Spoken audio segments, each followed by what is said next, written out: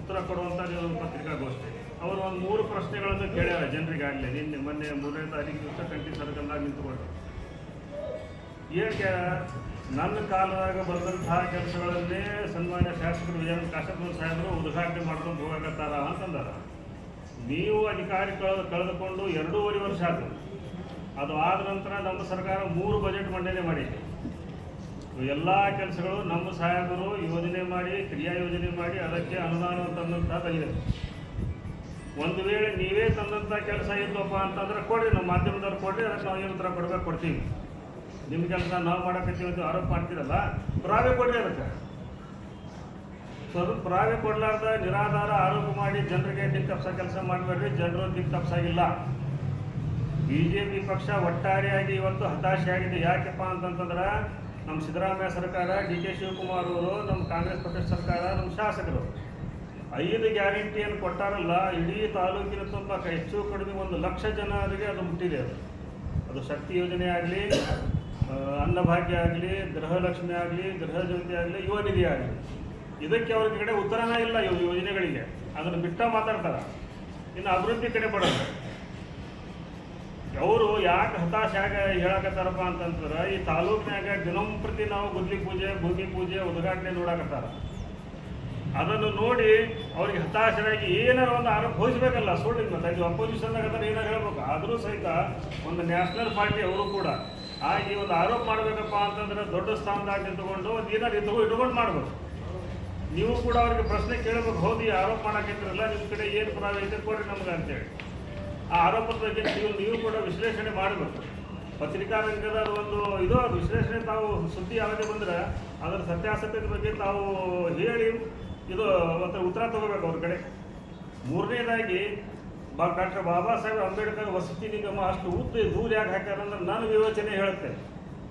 BJPಯವರ ಮನಸ್ಥಿತಿ ಯಾವತ್ತು ಪರಿಶಿಷ್ಟ ಜಾತಿ ಪಂಗಡದವರನ್ನು ಊರು ಬಿಟ್ಟು ಹೊರಗಿಡೋದ ಇವ್ರದೊಂದು ಮನಸ್ಥಿತಿ ಐತಿ. ಇವ್ರದ್ದು ಸರ್ ಮನಸ್ಫೂರ್ತಿ ಐತಿ ಇವ್ರದ್ದು. ಇವರಿಗೆ ನಾನು ಪರಿಶಿಷ್ಟ ಜಾತಿ ಮತ್ತು ಪರಿಶಿಷ್ಟ ಪಂಗಡದವರಿಗೆ ನೀನು ಎಸ್ಟಿಮ್ನಾಗ ತಗೋಬೇಕು, ನೀನು ಊರಾಗ ತಗೋಬೇಕು, ಅವರು ಕೂಡ ನಮಗೆ ಅಕ್ಕಪಕ್ಕದಲ್ಲಿ ವಾಸ ಮಾಡ್ಬೇಕಂದ್ರೆ ಇವ್ರಿಗಿಲ್ಲ. ಇದು ತಿಳ್ಕೋರಿ, ಅದು ಲೇಔಟ್ ಇದು ಬೆಳೆದ ಅದು ಇರಲಿ. ಇವರ ಮನಸ್ಥಿತಿ ಹೆಂಗೈತಪ್ಪ ಅಂದ್ರೆ ಮತ್ತೊಮ್ಮೆ ಪರಿಶಿಷ್ಟ ಜಾತಿ ಮತ್ತು ಪರಿಶಿಷ್ಟ ಪಂಗಡದ ಜನರನ್ನು ಆದಷ್ಟು ಊರಿನಿಂದ ಹೊರಗಿಡಬೇಕು. ಆ ಒಂದು ಕಾರಣದಿಂದ ಅವರು ಅಷ್ಟು ದೂರ ಮಾಡ್ಯಾರ. ನೀವು ಹೋಗಿ ನೋಡ್ರಿ ಏನೈತಪ್ಪ ಅಲ್ಲಿ ಸಣ್ಣ ಹುಡುಗರು ವಿದ್ಯಾರ್ಥಿಗಳಲ್ಲಿ ಇರಬೇಕಲ್ಲಿ. ಅವ್ರಿಗೇನು ಸೆಕ್ಯೂರಿಟಿ ಬೇಕಾ, ಹೋಗಾಕ ಬರಾಕ, ಕಾಲೇಜಿಗೆ ಹೋಗಾಕ ಬರಾಕ ಇದು ಬೇಕು, ಎಲ್ಲ ಬೇಕು ಅವರಿಗೆ. ಮೂಲ ಸೌಕರ್ಯ ಒಂದರ ಬೇಕಿಲ್ಲ. ಅದ್ರ ಮತ್ತೆ ಒಂದು ಹೊಲ ಬಿಟ್ಟರೆ ಸ್ಮಶಾನ ಐತಲ್ಲೇ. ಆಗ ಒಂದು ಕಾರಣಕ್ಕೆ ನಮ್ಮ ಸಾಹೇಬರು ಆ ಒಂದು ವಿದ್ಯಾರ್ಥಿಗಳಲ್ಲಿ ಬರುವಂಥ ವಿದ್ಯಾರ್ಥಿನಿಯರ ಸುರಕ್ಷತೆ, ಅವ್ರಿಗೆ ಒಂದು ಗೌರವ, ಅವರು ಕೂಡ ಒಂದು 4 ಮಂದಿ ಇರಲಿ ಅನ್ನೋ ಒಂದು ಕಾರಣದಿಂದ ಅದನ್ನು ಕ್ಯಾನ್ಸಲ್ ಮಾಡ್ಯಾರಲ್ಲಿ. ಕೊಡ್ತಾರೆ ಅವ್ರು ಬೇರೆ ಜಾಗ ಊರಿಗೆ ಹತ್ತಿದೆ ಕೊಡ್ತಾರೆ. ಜಾಗೆ ವಸತಿ ಶಾಲೆಗಳು ಊರಿಂದ ಹೊರಗಿರ್ಬೇಕು ಅನ್ನೋದು ಖರೆ. ಆದ್ರೆ ಎಷ್ಟು ಹೊರಗಿರ್ಬೇಕದು? ಶಾಲೆ ಬಂದಿರೋದು ಇಲಕಲ್ಲಿಗೆ, ಅದು ಕಟ್ಟಡ ಇರೋದು ಕೊಡಗಲಿ ಸೀಮೆ ಒಳಗೆ. ಹೀಗಾಗಿ ಅದು ಕೂಡ ನಿರಾಧಾರ ಆರೋಪ. ನಾನು ಮಾಜಿ ಶಾಸಕರಿಗೆ ಮನವಿ ಮಾಡ್ಕೊತೀನಿ, ಇದು ಬರೀ 2 ತಿಂಗಳ ಮೇಲೆ 3 ತಿಂಗಳ ಮೇಲೆ ಬಂದು ನೀವು ಪತ್ರಿಕಾಗೋಷ್ಠಿ ಕೊಟ್ಟು ಮಾತಾಡಿ ಹೋಗೋದು ಬೇಡ. ಒಮ್ಮೆ ನಿಮ್ಮ ಕಡೆ ಏನು ದಾಖಲಾತಿ ಅದ ತೊಗೊಂಬರ್ರಿ.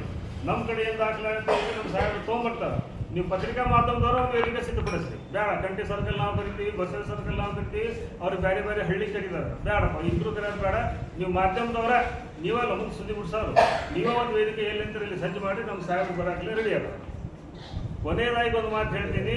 ಇನ್ ಕೇಸ್ ಒಂದು ವೇಳೆ ಆಯ್ತಲ್ಲ, ನೀವು ಮಾಡಿದಂಥ ಮಾಜಿ ಶಾಸಕರೇ, ನೀವು ಮಾಡಿದಂಥ ಆರೋಪಗಳು ಸುಳ್ಳಾಗ್ತವೆ, ಅವಾಗ ನೀವು ಕ್ಷೇತ್ರ ಬಿಟ್ಟು ಹೋಗ್ತೀರಾ, ರಾಜಕೀಯ ಬಿಡ್ತೀರಾ ಹೇಳ್ಬೇಕು.